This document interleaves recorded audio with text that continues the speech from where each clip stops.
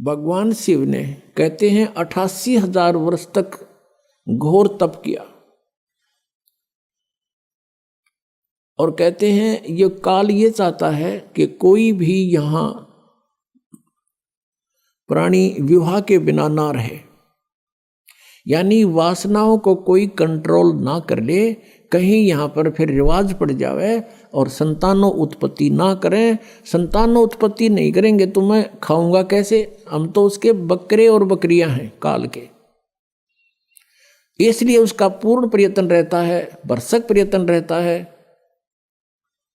कि कोई भी प्राणी वासना रहित ना हो जाए।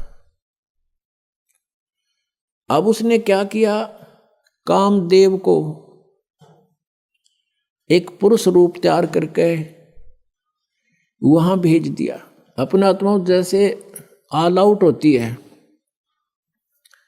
ऑल आउट को कहीं लगा दिया जाए घर के कमरे किसी कक्ष में, तो वहां मच्छर चक्कर काटना शुरू कर देते हैं, उसको ऐसे डगमगा जाते हैं, गिरने लग जाते हैं, उनके बस की बात नहीं होती। ऐसे एक देव है, उसके अंदर उसने ये गुण विशेष भर रखा काल ने, और वो जाकर के वहां बैठा दिया उसके आसपास। तो उसके कारण भी भगवान शिव जी में कोई अंतर नहीं हुआ, वो तप करता ही रहा। फिर उसने कामदेव ने अपनी पत्नी, उसका नाम रति है, उसको भेजा। वो बहुत खूबसूरत है, भगवान शिव के सामने डांस करने लगी। उसने सारा कुछ कर लिया, भगवान शिव पर कोई असर नहीं हुआ। और यहां तक कहते हैं कि भगवान शिव ने अपना तीसरा नेत्र खोल के और कामदेव को वहां नाश कर दिया, भस्म कर दिया।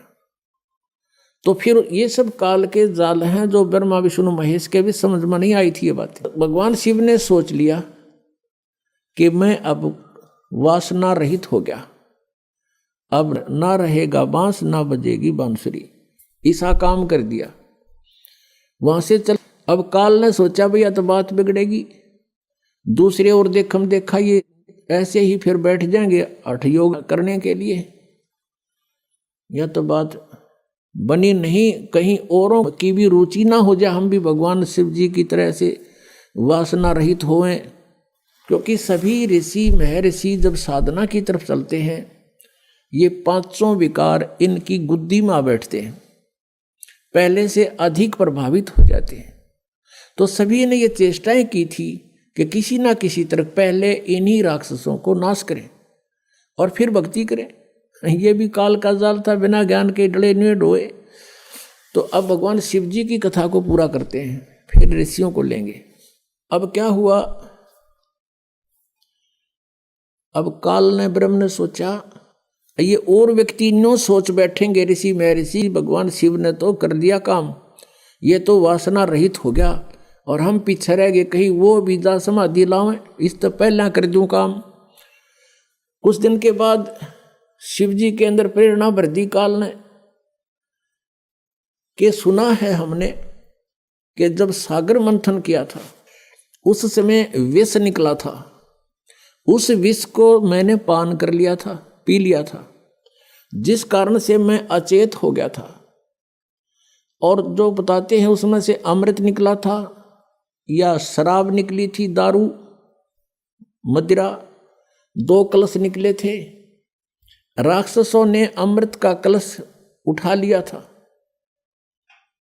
और राक्षस यदि अमृत पी जाते तो अमर हो जाते। इसलिए भगवान विष्णु ने